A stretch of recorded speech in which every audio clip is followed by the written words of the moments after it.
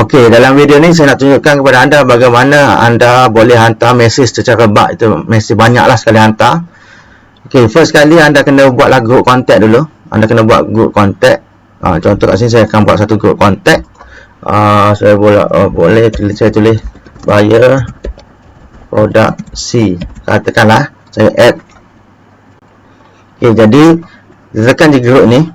Kat sini kita kena boleh tambahlah, kita boleh tambah secara manual ataupun kita boleh import. Import dia file file Excel lah. Format ni lah. Okay, sekarang contoh saya masuk ke satu database. File Excel tu dia ringkas je. Dia ada nama, column A ni ada nama, column B ni adalah nombor telefon. Jadi anda boleh save ke dalam bentuk Microsoft Excel punya format lah. Anda save ya. Okey. Lepas tu katakanlah anda ada satu file Excel, anda ada kontak. Pastikan sebelum anda upload dalam sistem, anda kena buang dulu duplicate number. Cara nak buang dia mudah je. Anda pergi kat bahagian data, anda pergi dekat bahagian sini, ni remove duplicate, anda tekan. Okey, kena select dulu. Saya select. Okey, kat sini. Jadi pergi kat bahagian sini. Okey, remove duplicate. Ingat data dia ni bahagian ni remove duplicate, tekan remove duplicate, select semua ni, kita tekan button OK. Jadi OK. Kalau tak ada dia kalau tak ada selepas dah buang tu, kalau tak ada anda boleh save lah, save balik. OK, macam tu. Tu cara dia lah. Okey, sekarang kita tunjukkan macam mana nak upload. Tekan balik, anda pergi dekat phonebook ni, anda tekan group tu, group WhatsApp anda tu, anda pergi kat import, anda choose file. Okey, choose file, anda import.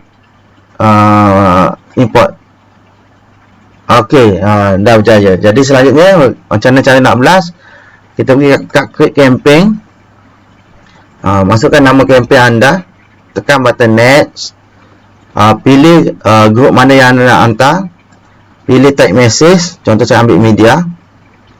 Contoh yang sekarang list dengan button ni tak boleh guna, sebab WhatsApp dah keluar dah block lah, sebab ni WhatsApp unofficial. Jadi kita biasa guna tag dengan media lah, tag dengan media. Image, saya ambil image, saya pilih image. Ok, saya confirm. Saya tulis test atau bulk message. Ok, kita tekan button next.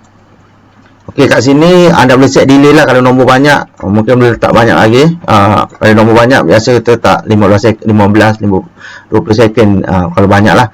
Ok, kat sini tag ni dia boleh hantar terus ataupun boleh schedule. Kalau kita tulis immediately, dia terus hantar lah. Kalau kita create campaign, WhatsApp akan dihantar terus lah, ataupun schedule. Contoh saya nak schedule, macam sekarang ni pukul 12.22, jadi saya nak hantar 12.23, 24 lah, 24. Jadi saya tekan je button create campaign.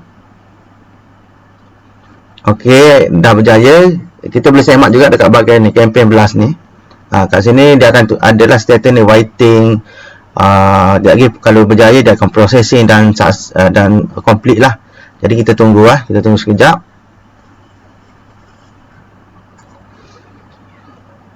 Ok, sekarang status dia adalah processing. Sekejap lagi dia akan hantar lah. Ok, anda juga boleh tengok lah, kalau ada banyak nombor, dia boleh tengok berapa nombor yang tengah waiting lagi, berapa nombor yang dah sukses, atau kalau ada fail dia akan tunjuk lah. Macam sekarang ni dah kita refresh sekejap.